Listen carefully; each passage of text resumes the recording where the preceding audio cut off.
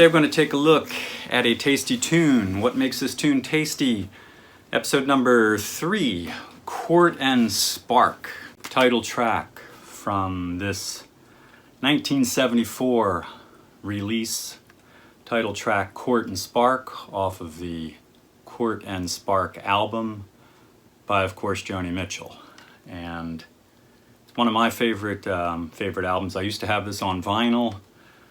This, of course, is a CD, and I remember I used to put this album on, oh gosh, coming home from...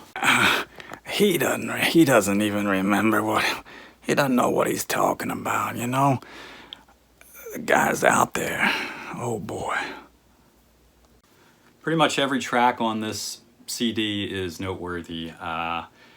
It has a jazz feel to it with elements of blues, rock, folk, etc. The usual things that Joni had as ingredients in her songs. Court and Spark, the song itself, we'll give it a listen to in a sec. It's an interesting tune. Not in any way manufactured or formula. It is sparse. It's sparse.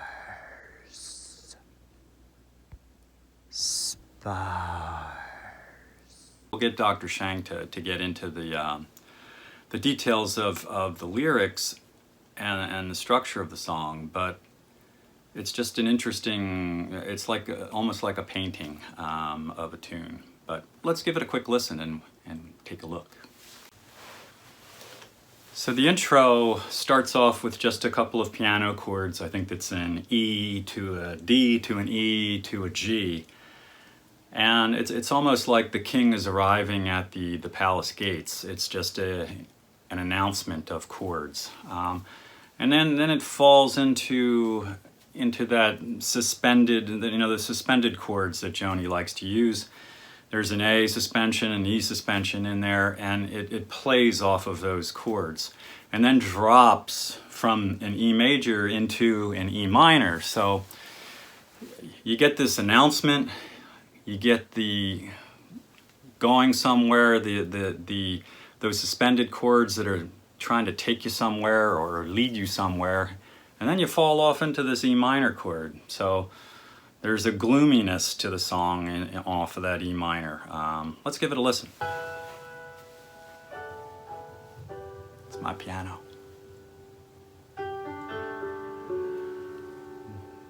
Here's these suspensions that she's noodling with. Do, do, do, do, do. You get a lot of this. Up to an A-ish. D. B minor, G, A, C, G, and here's that A suspension again. Do, do, do, off of the E too. So she's flirting around with this A and E suspension here. Larry Carlton comes in with some lead electric guitar there. Beautiful voice.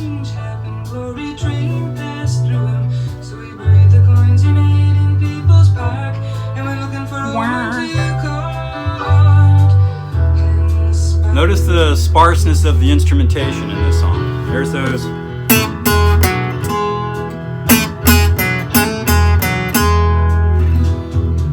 Now we go major.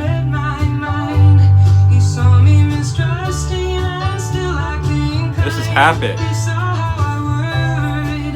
Sometimes I worry, sometimes.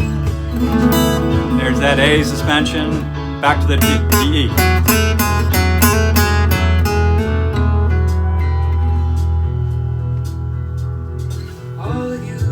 Back to that E minor.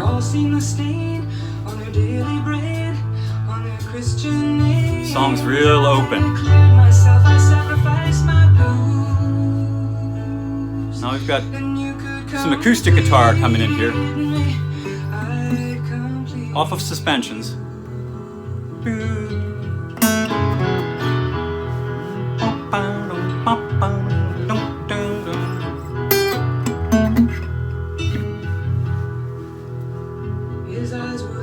Back to that E minor. And in the sea, and the more he talked to me, the more he reached me, but I couldn't let go of LA, city of the fallen angel. Thunderous chord.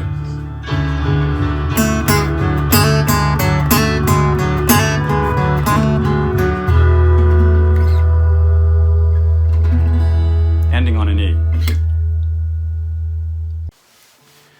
So this song is very beautiful, and it's in its sparseness. It's beautiful. There's not a lot of guitar fills. There's a lot of empty space in it, and the verses have that minorish feeling to them, and with the suspension.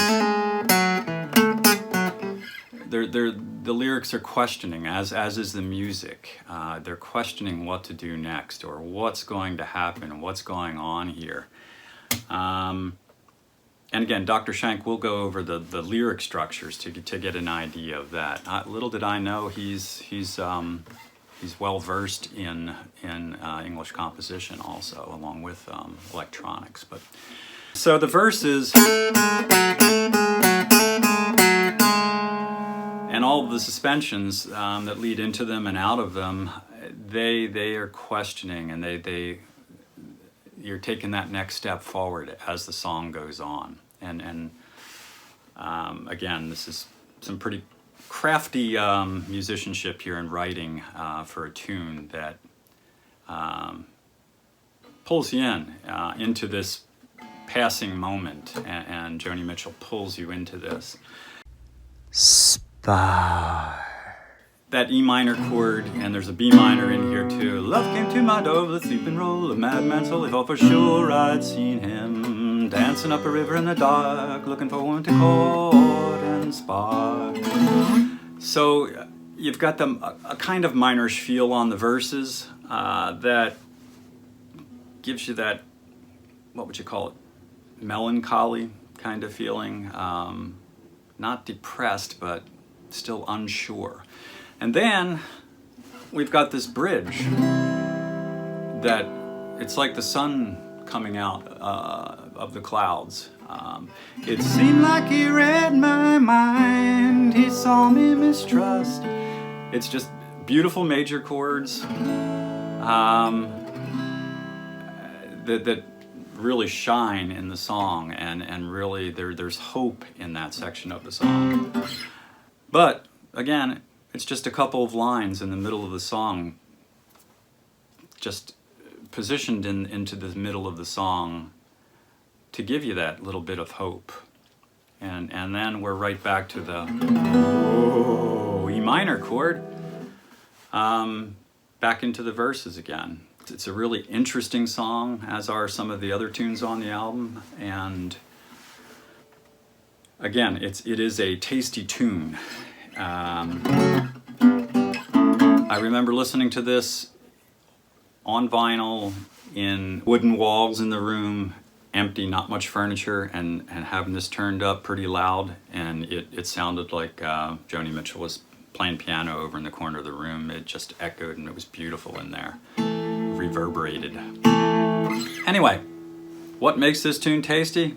I just explained some of it. Let's talk to Dr. Shank maybe, and see if he can give us a better analysis of the lyrical side. Now, a lot of folks that do song reviews, they look at the music and all the fantastic guitar licks. We're going to dig into the lyrical side of this, because Joni Mitchell, she's probably one of the closest musical artists that comes this far. A lot of people will call her to writing pure poetry. Her lyrics are beautiful, as are her melodies, her voice. Hello, ladies and gentlemen. I'm very happy. I'm very happy to be back with you.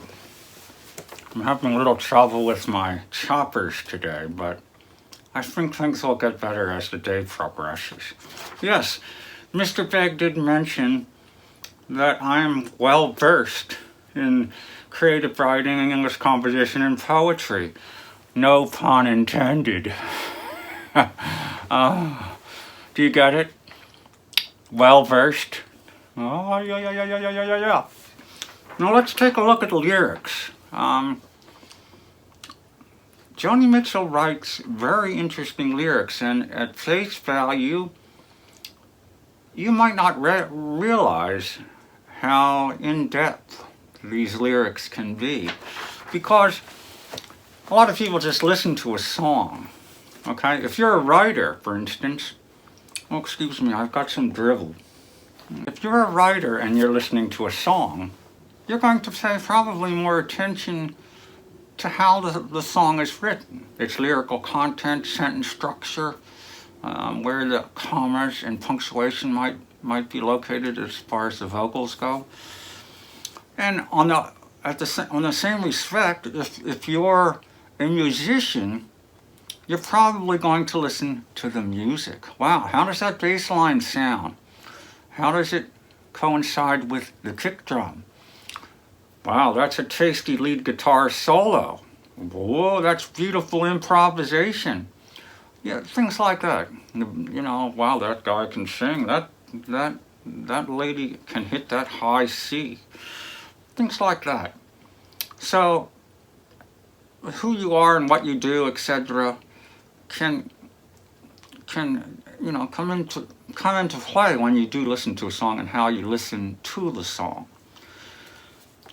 That said, I probably could have said that in just a few short sentences, but I think we've spent 2 minutes of your time. I do apologize. Sometimes my brain cells get going, and hey, they've got the camera on. I just keep on talking. You know what I'm saying? Do you know what I'm saying? Anyway, I wrote out the lyrics, okay? Well, I typed them out and printed them. I printed them, okay? And I tried to take a look at it, and I wrote some notes, okay? Now, this is what I was talking about, okay? If you can see this. Now, the first verse, love shows up at Joni's doorstep. Love came to my door with a sleeping roll and a madman's soul. He thought for sure I'd seen him dancing off a river in the dark, looking for a woman to court and spark. You get a hint there that this isn't really true love. This might be like a one-night stand or something. Courting and sparking, that sounds like, you know, it doesn't sound like you're gonna, you know, a long-term thing. But who's to say? Maybe I'm reading too much into the lyrics, you think? Let me know in the comments. Okay? Yeah. So that's her telling what is happening with her. Now the second verse is talking about this person, this fella, telling about him, and she's showing some interest. So again, this is her point of view, the second verse. The first two verses are her telling what's going on. Now, the third verse is her telling how, and this is the bridge part, okay? I'm sorry, it's not the verse. It seemed like you read my mind. This is the major section with the major chords. It sounds real happy, sunshiny. This is her telling how she sees him, okay? So she's getting into his brain cells, okay? It's how he sees her, how she sees him seeing her, okay? Now, the fourth verse is him talking about all the guilty people. They've all seen this thing, blah, blah, blah, and their Christian names are. That's him telling her what's going on, okay? So she shifted everything onto him. It's his viewpoint now, okay? And he's giving her this ultimatum, okay? He is telling his plea, okay? It's him telling her, won't you come with me, baby? Won't you come with me, baby? Okay? And finally, the last verse is her holding on to L.A., Okay, she cannot leave Los Angeles for some reason. I mean, I'd get out of there. Well, no offense, but it's not my cup of tea. But so she wants to stay in LA. She did not love him enough, or it was just passing through love, whatever you want to call it. She realizes, hey, this isn't for me. I'm hanging on to what's here. Okay? But again, she drew you into this story, and it's told in different perspectives, you know, from her perspective, from his perspective, and each paragraph takes you somewhere. Each verse takes you somewhere. And I have a few notes here too. Love is only mentioned in the song, the opening line. Love came to my door. Okay? That's it. There's no more love in the song. This isn't I love you, baby. Every verse. It's not going to be that with Joni. Okay? It just showed up at the doorstep and it's out of there. Okay? It hovered. Okay? Flew in like a little birdie. Took off. Okay? She doesn't want to follow. She's staying in LA. Okay. It's never apparent. Love is never apparent, but it's always almost hoped for. And hence the title, Court and Spark. Okay. Now that's my analysis of the sentence structure, the verses and the chorus. And, well, there's no chorus in this song. The bridge. Okay. It's just beautifully written. Okay. This isn't... and no offense to one of my favorite bands, the Ramones, but you take lyrics like 24 hours ago, I want to be sedated, nothing to do, nowhere to go, I want to be sedated. That's pretty straightforward lyrics. I mean, you can't dig too far into that. But with these Joni lyrics, it's sheer bloody poetry. Okay, these are gorgeous. And again, the melody, the instrumentation, right on target. Thank you again. Please leave notes, some comments if you can down there somewhere. I really appreciate again Mr. Veg having me on as a guest on his What Makes This Tune Tasty. And please make sure to subscribe. He really needs help. He's only got like, well, I don't even want to say how many subscribers he has, but it's a drop in a bucket. Thanks again. So, Court and Spark, a beautiful song, a tasty tune, lovely instrumentation. Like I said, I think Jose Feliciano, if I'm not mistaken, I could be wrong. I think he comes in with the, you know, the little suspension scale lines around the 2-minute mark or whatever when that acoustic guitar comes in. Larry Carlton's doing the little volume swells that appear in and out of the tune. Joni on the piano singing. I'm not all sure of who else plays on the song, but again, it's just a lovely, tasty tune. And appreciate you hanging around, and we'll see you next time around. Thank you. Subscribe. Leave some comments. Hit the like button, and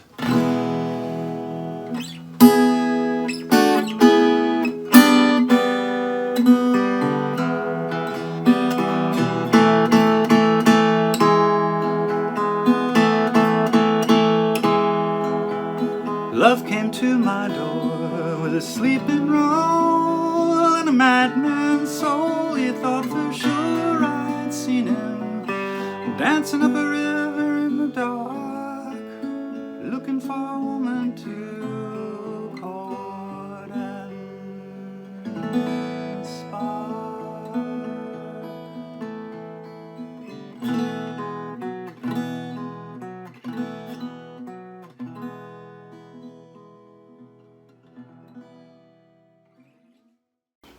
Oh yeah, now I mean she got a voice like molasses, like honey. Oh, it's beautiful, it's just beautiful. you want to know my opinion? This song, it has beautiful voice, but this song I want my Black Sabbath. The song has no kahunas.